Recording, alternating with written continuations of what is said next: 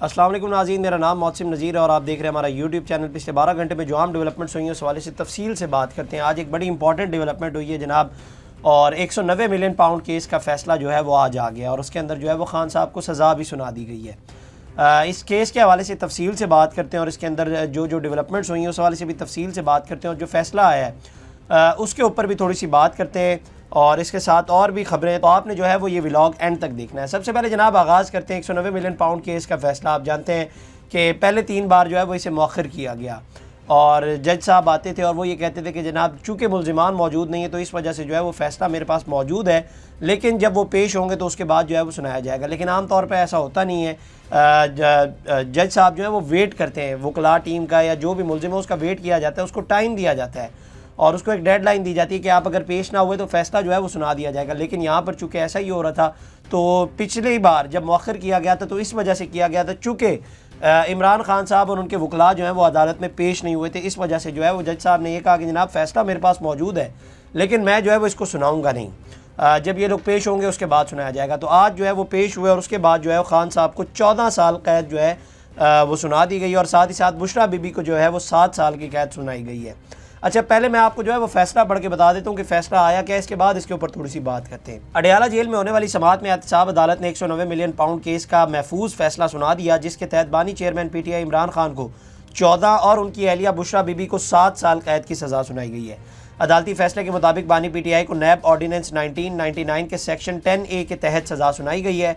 बानी PTI पर जुर्म साबित होता है। फ़ैसले के मुताबिक इमरान खान करप्शन में मुलविस पाए गए। अदालत ने फैसले में लिखा कि जुर्म साबित होने पर 14 साल कैद बामुशक्कत और 10 लाख रुपए जुर्माना किया जाता है, जबकि जुर्माना अदा न करने की सूरत में बानी PTI को मज़ीद 6 माह कैद काटना होगी। इसी तरह बुशरा बीबी को 5 लाख रुपए की जो है वो जुर्माने की सज़ा सुनाई गई और जुर्माना अदा न करने की सूरत में जो है वो मज़ीद 3 माह भी कैद होगी। अदालत के फैसले के मुताबिक अलकादिर ट्रस्ट यूनिवर्सिटी को बहक सरकार जब्त किया जाता है और अलकादिर यूनिवर्सिटी फ़ेडरल हुकूमत की तहवील में दी जाती है। एहतसाब अदालत ने फैसले में लिखा कि 190 मिलियन पाउंड रेफरेंस में वकलाए सफाई ने इस्तगासा की शहादतों को जुटला नहीं सकते। इस्तगासा का मुकदमा दस्तावेजी शहादतों पर था जो दुरुस्त साबित हुई। इस्तगासे ने ठोस, मुस्तनद, मरबूत, नाकाबिले तरदीद, काबिले एतमाद, काबिले इन्हिसार शहादत पेश की। फैसले के मुताबिक तफ्तीशी अफसर समेत मुतादिद गवाहों पर तवील जरा भी इन्हें मुतज़लज़ल न कर सकी। उनकी शहादतें तसलसल और रब्त की हामिल थी। मामूली तजादात हो सकते हैं। अच्छा, इस चीज़ को जो है वो आपने होल्ड करके रखना है, हुक करके रखना है। ये मैं आपको आगे चल के बताऊंगा कि इसको हुक करके क्यों रखना है और उसके ऊपर फिर बात भी करेंगे। ये मामूली तजादात जो है वो हो सकते हैं जो ये कहा जा रहा है, जो वाइट कॉलर क्राइम में फितरी बात है। वाफर मौके मिलने के बावजूद इस्तगासे के मौक़िफ़ को जुटला नहीं सका। अदालत ने फैसले की कॉपियाँ मुजरिमों को बिला मुआवजा फराहम करने की हिदायत करते हुए फैसले में लिखा कि मुजरिमान चाहें तो फैसले के खिलाफ जो है मुतल्लिका फोरम के ऊपर जो है वो अपील भी कर सकते हैं। इसके बाद बुशरा बीबी को जो है वो कमरा अदालत से भी गिरफ्तार कर लिया गया और 30 दिन से महफूज फैसला सुनाए जाने के बाद जो है वो बुशरा बीबी को कमरा अदालत से जो है वो गिरफ्तार कर लिया गया। वो अपना सामान वगैरह भी लाई थी और उसी सेल के अंदर उनको रखा गया है जिस सेल में वो पहले थी। और अलकादिर यूनिवर्सिटी और अलकादिर ट्रस्ट को जो है वो सरकारी कंट्रोल में दे दिया गया है। तो ये जनाब ये एक फ़ैसला आया था ओवरऑल जो मैंने अब आपको बताया। अच्छा, अब इसके कुछ जो है वह एंगल्स हैं। अब इस सज़ा के हवाले से बहुत से साफ़ियों ने पहले ही कह दिया था और कुछ ने तो जो है वो ट्वीट्स भी कर दिए थे कि जनाब इसमें जो है वो खान साहब को जो है वो अल्टीमेटली सज़ा हो जाएगी और 10 साल की ही सज़ा हो जाएगी। अब PTI वाले उस वक्त ये कहते थे कि जनाब इनको कैसे पता चल गया कि खान साहब को जो है वो पहले ही सज़ा हो जाएगी। अब ये ज़ाहिर बात है, प्रेडिक्शन होती है एक और प्रेडिक्शन होती है और हालात और सिचुएशन के अकॉर्डिंग जो है वो यही लग रहा था कि खान साहब को जो है वो सज़ा हो जाएगी, बल्कि PTI के अपने वकील कह रहे थे कि जनाब खान साहब को जो है वो सज़ा हो जाएगी। तो ये एक प्रेडिक्शन थी, ये नहीं कि जज साहब ने उनको पहले बता दिया कि जनाब हाँ ये मैं फ़ैसला देने लगा हूँ और आप लोग जो है वो पहले ही बता देंगे ये फ़ैसला आने लगा है।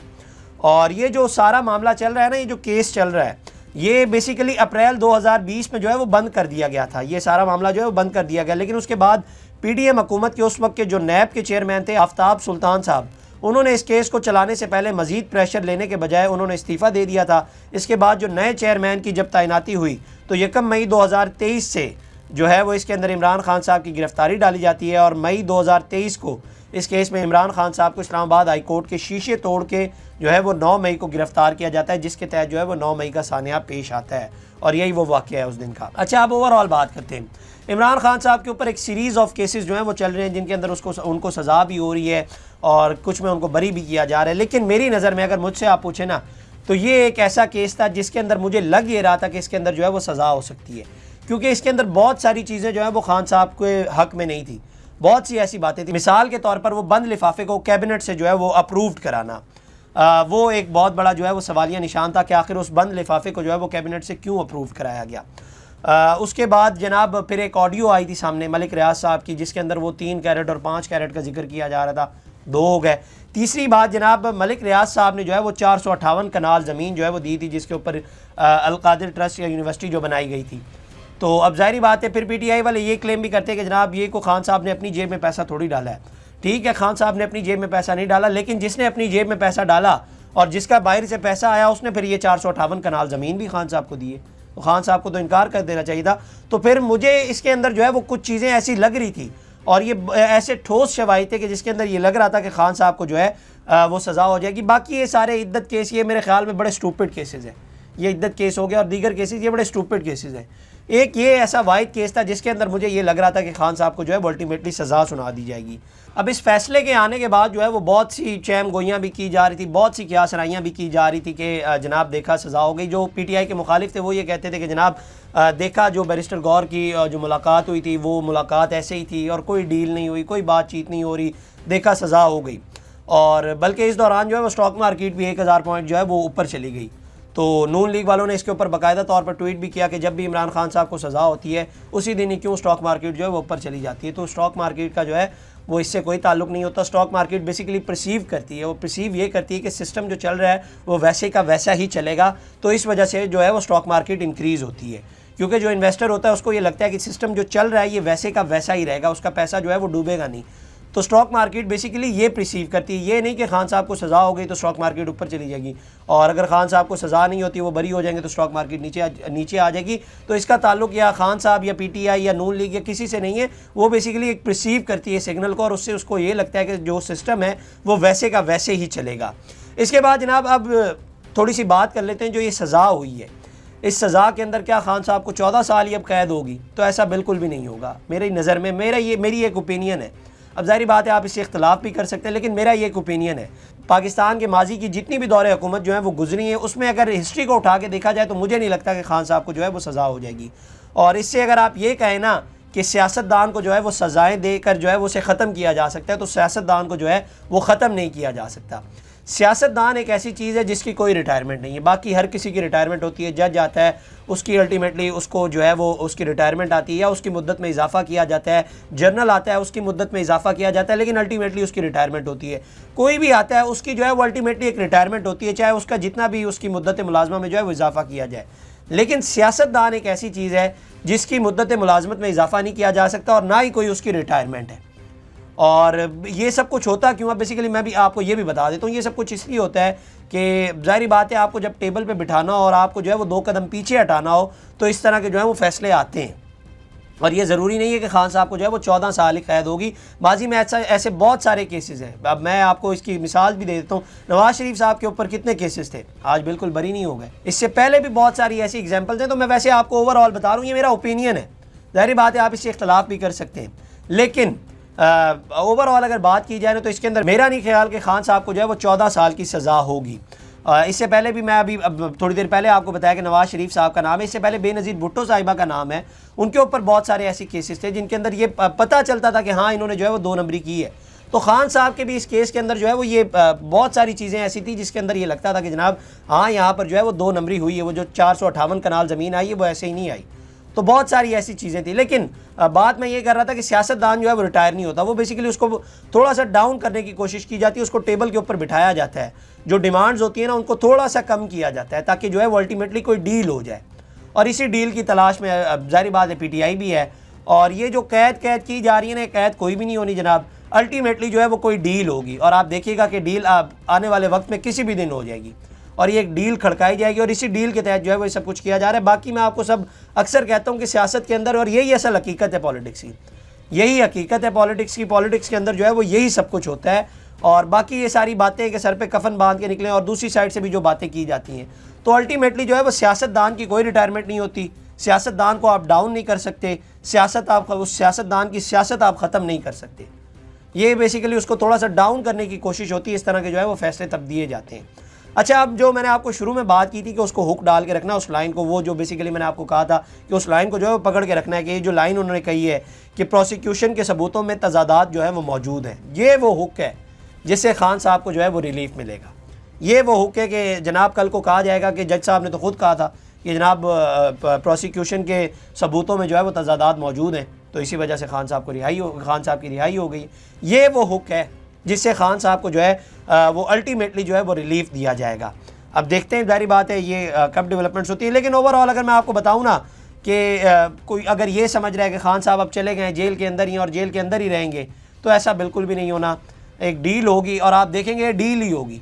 सियासतदानों को माजी में भी सज़ाएँ होती रही हैं, लेकिन अल्टीमेटली जो है वो डील करते हैं और वो बाहर आ जाते हैं। तो यहाँ पे भी जो है वो डील ही की जाएगी। और ऐसा बिल्कुल नहीं है जो लोग ये समझ रहे हैं कि खान साहब को 14 साल की कैद हो गई है, बुशरा बीबी को 7 साल की कैद हो गई है और अब ये जेल के अंदर रहेंगे, तो ऐसा बिल्कुल नहीं होना।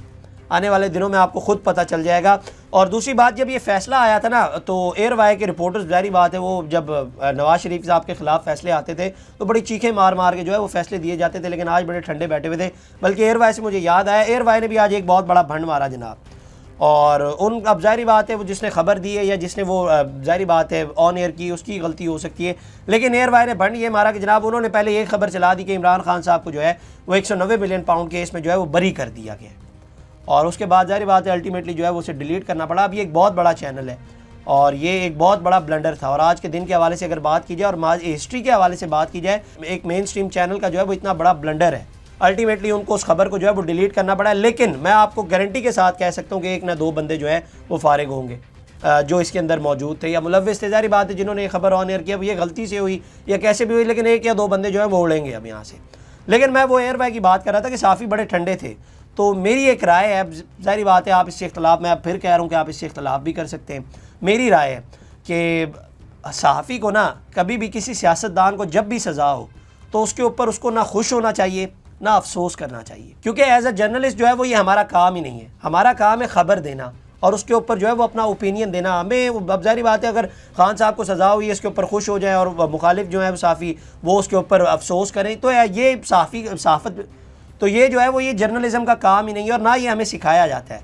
सहाफ़ी का काम है सिर्फ अपनी खबर देना और उसके ऊपर ओपिनियन देना। अब ये मेरा ओपिनियन है, मैं आपको बार बार कह रहा हूँ कि आप इससे इख्तलाफ कर सकते हैं, लेकिन पाकिस्तान की हिस्ट्री को उठा के देखा जाए ना तो यही सब कुछ होता रहा है और यही सब कुछ जो है वो होता रहेगा। ये कोई बात नहीं है कि वो इंसाफ आ गया और इंसाफ इसी तरह से होगा और इंसाफ के तराजू में जो है वो सब चीज़ें देखी जाएंगी। ये सब कुछ बातें ही हैं, ऐसा कुछ भी नहीं हुआ। आने वाले दिनों में आपको खुद पता चल जाएगा कि क्या होगा और क्या नहीं होगा।